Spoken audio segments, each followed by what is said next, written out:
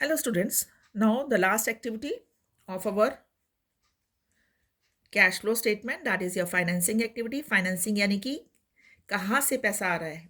किसी भी बिजनेस को पैसा आता है आपका या तो कैपिटल से या फिर बोरो किया हुआ, यानी कि ओनर्स फंड एंड आपके बोरोड फंड्स. तो own funds and borrowed funds में आपके कैपिटल हो गया, रिजर्व्स हो गए. तो रिजर्व्स हमारे कहाँ आते हैं? That is not a part of this, that is a part of your operating activity. तो सिर्फ क्या बचा? Capital, then debentures and loans. तो डिबेंचर्स, लॉन्ग टर्म लोन्स और हमारे शॉर्ट टर्म बोरिंग्स भी आपके आ गए in the form of bank overdraft, cash credit. ठीक है. तो जो उनसे पैसा आ रहा है और जो जा रहा है फाइनेंसिंग एक्टिविटी के लिए, रिडीम कर रहे हैं हम, कोई डिविडेंड दे रहे हैं, कोई इंटरेस्ट दे रहे हैं डिबेंचर्स को, लोन्स पे इंटरेस्ट दे रहे हैं, कोई अंडरराइटिंग कमीशन दे रहे हैं, डिस्काउंट मिल रहा है शेयर्स पर, सिक्योरिटी प्रीमियम मिल रहा है शेयर्स पर. ठीक है. और ब्रोकरेज दी जा रही है. तो ये सारे क्या पार्ट है? हमारे फाइनेंसिंग एक्टिविटी के पार्ट हैं. जो हम दे रहे हैं, आउटफ्लो हो रहा है, वो माइनस होगा, और जो हमें मिल रहा है, इनफ्लो है, वो प्लस हो जाएगा. राइट. सो क्या होगा? Issue of shares and debentures plus raising money from long term borrowings plus raising money from short term borrowings, that is also plus. Right. Cash credit or bank overdraft, I have told you earlier as well, is not a part of your cash and cash equivalent, rather they are part of your financing activities. Then redemption of preference shares and debentures minus, क्योंकि outflow हो रहा है. repayment of long term borrowings, repayment कर रहे हैं, फिर outflow हो रहा है, minus. repayment of short term borrowings, फिर आपका माइनस होगा. पेमेंट ऑफ इंटरिम डिविडेंड दिया जा रहा है, cash outflow, minus. Payment of interest and dividend on debentures and shares, minus. Payment of propose dividend of previous year, हमने बताया था करंट ईयर का प्रपोज डिविडेंड को ऑपरेटिंग एक्टिविटी में कहीं भी नहीं आपको शो करना होता, ना ऑपरेटिंग में, ना फाइनेंसिंग में, ना आपका इन्वेस्टिंग में, और ना ही आपका कैश एंड कैश इक्विवेलेंट में. वो एक कंटीजेंट लायबिलिटी है, जब तक डिक्लेयर नहीं होगा तब तक कंपनी उसको पे नहीं कर सकती. So it's a contingent liability to be shown in the balance sheet as a footnote. ठीक है. इसमें आपकी बाकी क्या आएंगी? आपकी discount on issue of shares, discount on issue of debentures, premium on redemption of debentures. Right. Then आपका जो है अंडरराइटिंग कमीशन, राइट, माइनस होगा अंडरराइटिंग कमीशन. देन आपका जो brokerage, okay, that is to be subtracted. Then premium on issue of shares, then premium on issue of debentures, right, that is to be added. Brokerage is to be minus, underwriting commissions to be minus, right.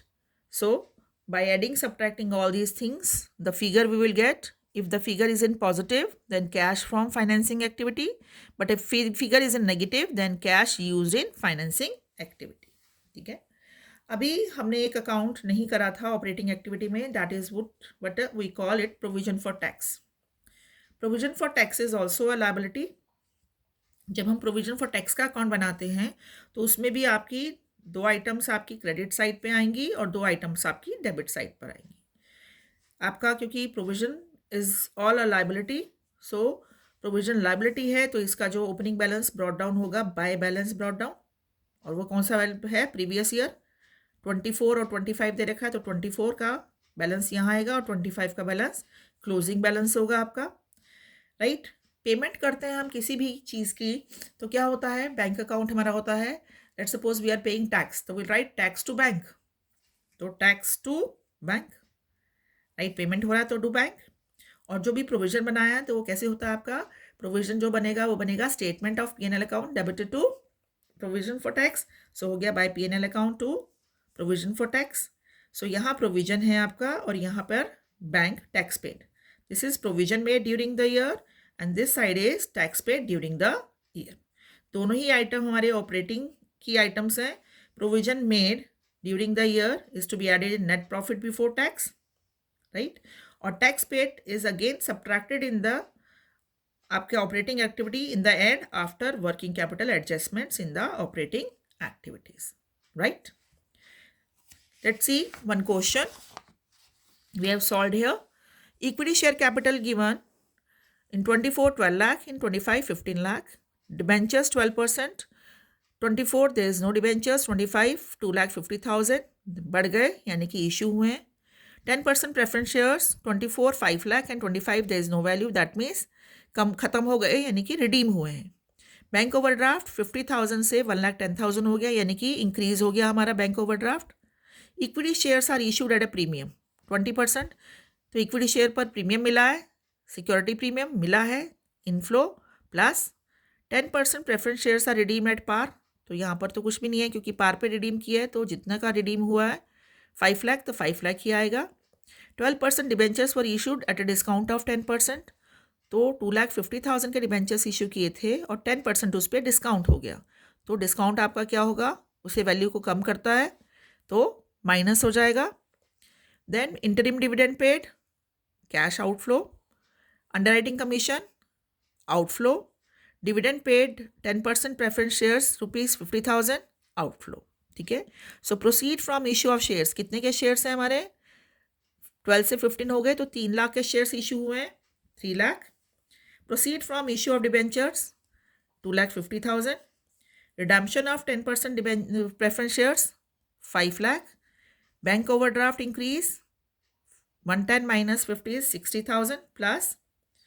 Then security premium कितना था हमारा, 3 लाख का shares हमारे issue हुए थे, तो आपका जो होगा 20% of 3 lakh, that is 60,000. Then discount on issue of debentures given 10%, तो कितना डिबेंचर्स है 2,50,000 के, तो 10% क्या हुआ 25,000 माइनस है क्योंकि कम कर रहा है वैल्यू को. ठीक है. देन इंटरिम डिविडेंड 1,50,000 है, अंडरराइटिंग कमीशन 10,000 है minus, and dividend on 10% preference shares 50,000 है माइनस. ठीक है. सो 3 lakh plus 2,50,000 plus 60,000 plus 60,000 minus 5 lakh minus 25,000 minus 1,50,000 minus 10,000 minus 50,000, it comes out to be a negative item, that is minus 65,000. So now we have cash used in financing activities minus 65,000. ठीक है. So children, better start from the positive. जो भी आपकी positive है उसको पहले लिखेंगे आप, plus plus minus plus plus minus minus minus minus, then you have got a negative item, that is minus आपका 65,000 आ जाएगा. ठीक है. You will just do your calculations on calculator that way, और if you are doing it manually, so then what you will do, add up all the positive items first and add up all the negative items as well together. Okay. Separately add up positive items and negative items, then subtract both. If negative items are more, then answer is a negative. If positive items are more, then answer will be positive. And we know plus and minus is always minus. Okay. Thank you, students. All the very best. Prepare well.